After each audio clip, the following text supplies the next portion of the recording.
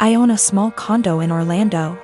I bought it while working for the Mouse, and my friend Ben lived there with me. Ben's a cook and is rarely home. He has a large room that is accessible from outside and attached bathroom that locks to the rest of the house. Well, I got a different job, got engaged to my partner, and moved a few hours away. We kept the condo as a place to stay when we visit the parks. And we agreed with Ben that he could continue living there as long as he paid all the utilities and maintained the place. Our friends use it too. They pay a bit for utilities, are told don't bother Ben, and clean before they leave. Between everyone who uses it, we've gotten stuff donated, so it's now a fully stocked vacation home. My immediate family and I have a bad history, but we mended. They've used the condo 3//4x a year. On Monday, Ben got woken up at 2 a.m. by hammering on the main door. My aunt and uncle, their kids, and their grandkids were all there waiting to be let in. I haven't spoken to these people in years after they decided I was the devil's spawn for being gay. They demanded that the caretaker give them the keys. Ben called me. I told him to give them my number, then shut and lock the door and not let them in. My aunt was insistent that my condo was actually owned by my family. It was the family vacation home. And it was against the law to not let them in. I told her no, it was mine, I own it and I let friends and family use it, but I choose who stays there. There was a lot of back and forth and some petty name calling.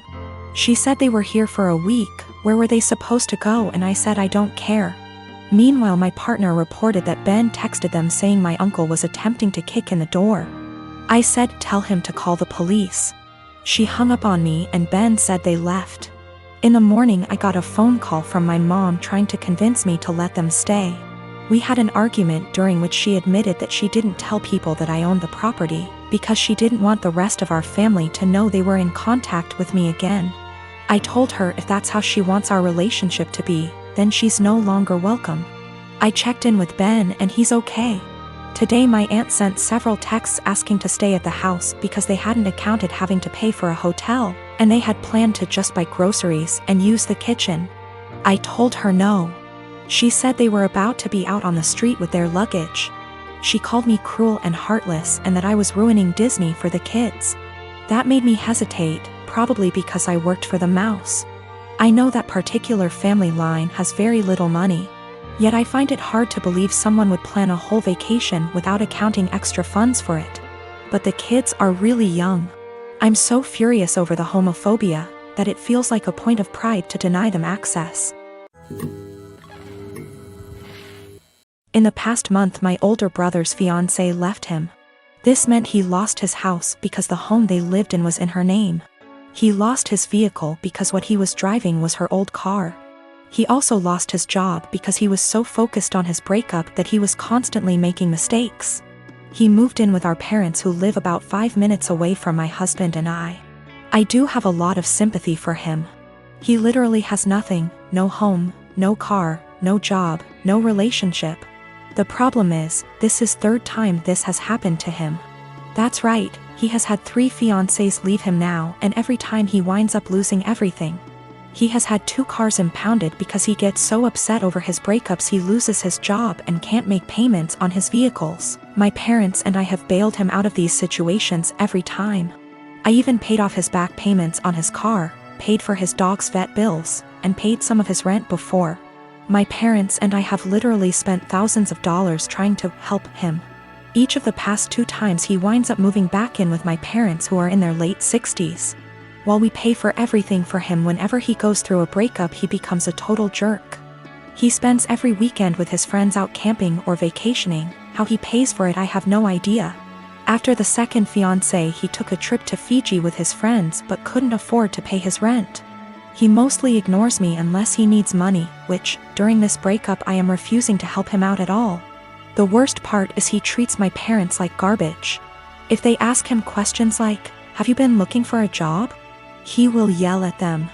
He has no problem eating the food they provide for him and living in their house rent and utility free. And driving my mom's brand new car, which she got because he totaled her last car, but makes them absolutely miserable. My mom told me he will yell at them, call her stupid, trashes their house, sleeps all day, and leaves the care of his dog up to them.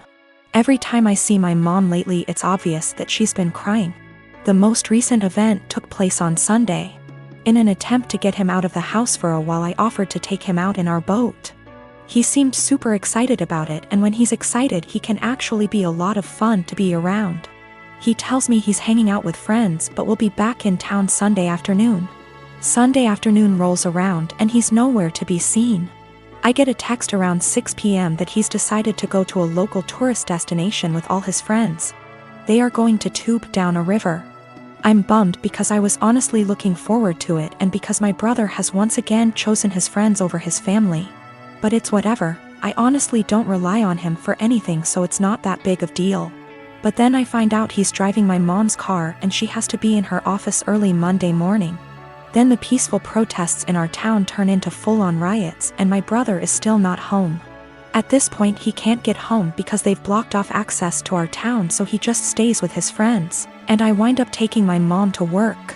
My dad tries to talk to my brother on Monday about how irresponsible he was, and my brother just yells at him, and then locks himself in my parents' basement for the rest of the day. My parents are miserable. They want to help and have always said they will do anything for us kids. But they are just enabling my brother every time they bail him out. My dad has major health problems that are being exacerbated by the stress my brother is causing. My mom has a history of severe depression that I see her slipping back into the longer my brother is with them. I'm really close to my parents and they are usually very fun people. The longer my brother stays with them, I am seeing them become depressed, short-tempered, and miserable. I tried telling them to kick him out, one of his friends would surely take him in. But they insist that they don't want to leave him homeless. I can't convince them to kick them out, but is there anything else I can say or do that might get my brother to get his head out his ass and get a job? How can I get my brother to see his behavior towards my parents is unacceptable? It just sucks. I used to really look up to my older brother because he is outgoing and funny and the sort of person everyone just gravitates towards. Now I'm just pissed at him for how he treats my parents and simultaneously scared for his mental health, because he clearly has a lot of problems. I am one of 4 kids. My older brother P, who I no longer have any contact with, my younger brother J, who is no longer with us, and my youngest sister K. Recently P's children, 2 girls and 1 boy, all in their late teens and early 20s, reached out to me and expressed a desire to have a relationship. I have 0 contact with their father and swore that I would beat him black and blue if I ever saw him again. My oldest brother P was always the golden child. No matter what he did, my parents always had an excuse for why it was not his fault. Bad grade? Teacher had it out for him. Cheating on every single one of his relationships? Good thing you did it to her before she did it to you. That one was my personal favorite. He also used to torment Jay and I constantly when we were smaller than him, until in high school, when I hit a growth spurt and sprung up to about 6 feet 4 inches and 230 pounds worth of muscle. After that I became the typical jock type. Played football, partied, bunch of friends, etc. Well, my younger brother, Jay, didn't get as lucky and stayed pretty small and scrawny throughout high school and college, only getting up to about 5 feet 8 inches, and didn't have a super active social life. Despite the difference in our schooling experience, I was always very protective of Jay, especially since we were always having to put up with P's bullshit, which stopped once he realized I could pound him into the ground and not break a sweat, as he was also a lot smaller than me at only 5 feet 10 inches. Not much to say about Kay. She was a great younger sister and P didn't dare mess with her or he would incur the wrath of our mother. So, in the late 90s, Jay met his first real girlfriend, A, and was over the moon about her. He spent every spare moment with her, and when he wasn't with her, he would do nothing but gush about her. I had never seen him so happy. Well, one day, he comes to us, all smiles, and announces that A is pregnant and they are expecting. The mood quickly turned, however, when a week later it came out that A had been cheating on Jay for the duration of their relationship, with our older brother P. This broke my brother, and of course P, being the golden shit that he is, didn't even get a disappointed glance from our parents. To this day I have never seen someone look so broken as Jay had looked the last time I saw him. I believe his heartache was only compounded by the fact that my parents basically told him to get over it and be happy for our brother. Well, about a week after this revelation came to light, Jay took his own life. I had never been so sad and angry at the same time in my entire life. Sad that I would never see my brother again, and the pure rage of knowing that this was my brother and parents' fault. During the funeral, P walked in with A and I saw red. Thankfully I had other family there to stop me from doing anything stupid, but I told P that if I ever saw him again, I would kill him. Shortly after that, I cut contact with 90% of my family, with the exception of K and a cousin I had always been close with, because everyone except them wanted to make excuses for my parents and P. Even though my sister was just as crushed about Jay's death as I was and was angry for a long time. She and her then boyfriend, future husband, hit a financial rough patch after graduating college and were forced to move in with our parents. Due to unrelated drama at the time, they couldn't stay with me. So my sister stayed with them for several years, and over that time their relationship improved, and even though I wasn't thrilled at the time, I understood. She still doesn't really have a relationship with P, but is cordial if they meet. I don't blame her, because our parents did a lot for her and daughters love their cousins. So I didn't want to put her in that kind of position of choosing. I never had any kids, and truth be told, I never wanted any. I much preferred the role of the fun uncle. K met a great guy and had 2 daughters, who I absolutely adore. P had 2 more kids with A before cheating on her and splitting, and I've never met any of them. My parents have tried to make contact a handful of times, but I always told them to kick rocks. So last week, I'm chatting with K's daughters, 19 and 17. And they mentioned that their cousins have wanted to meet me for a long time and were hoping I would be willing to meet them as well. I don't believe they know everything that transpired between their dad and I, but I would be lying if I said I never had any desire to meet them.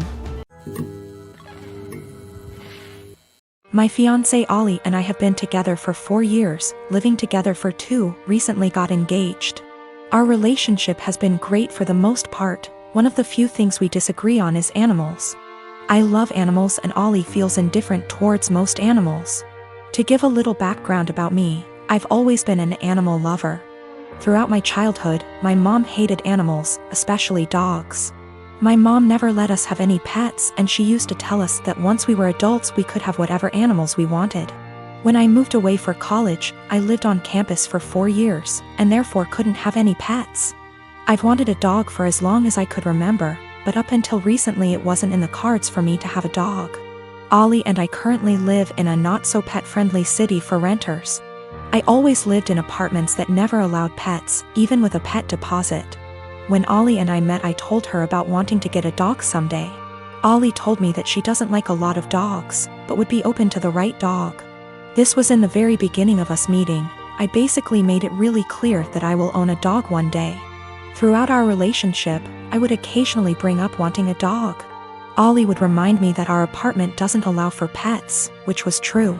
Ollie and I agreed that once we moved into a place that allowed for pets, we would look into getting a dog. About 2 months ago, Ollie and I moved into a house just outside of the city we work in. The house is a good size for the 2 of us, plus extra. The landlord is pet-friendly, and the house has a huge, fenced-in yard. It's a much more residential area, and there's a dog park about 3 blocks from the house. On top of the house being perfect for a dog, I'm in a financial place where I can afford a dog. I make very good money and I don't have to travel for work. I'm mentally prepared for potential pet fees and other expenses for having people watch the dog. Since we're finally settled in the house, I decided to mention to Ollie again about going to the shelter and looking at the adoptable dogs. Only this time, Ollie didn't have an excuse for why we couldn't get one. After a few weak excuses, sometimes we go away, Ollie broke down and told me that she doesn't want a dog. In fact, she's never wanted a dog. She was hoping I would forget about my dreams of wanting a dog. I'm not sure what to do. I'm trying to reason with Ollie, but she said her answer will always be no to a dog. She just doesn't like them and doesn't want them. She basically gave me an ultimatum, either her or my potential dog. I'm feeling shitty about this, because I always made it clear to her that I was going to want a dog someday. I feel like she was banking on something unrealistic, and now she's putting me in a lousy spot.